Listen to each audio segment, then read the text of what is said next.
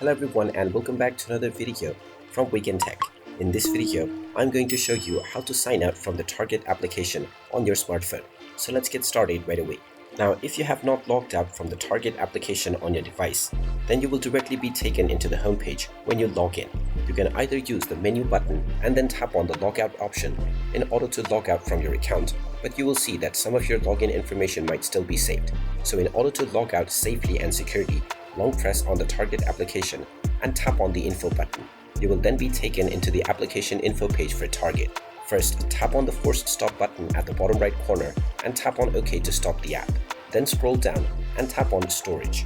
From the Storage menu, tap on the Clear Data button and then tap on Delete, which will clear all of your user data for the Target app. Once this process is completed, you can open up the Target application once again on your device, and you will notice that you have completely been logged out from your account.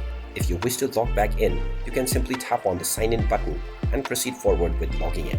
And there you have it. That is how easy it is to log out from your account on the Target application.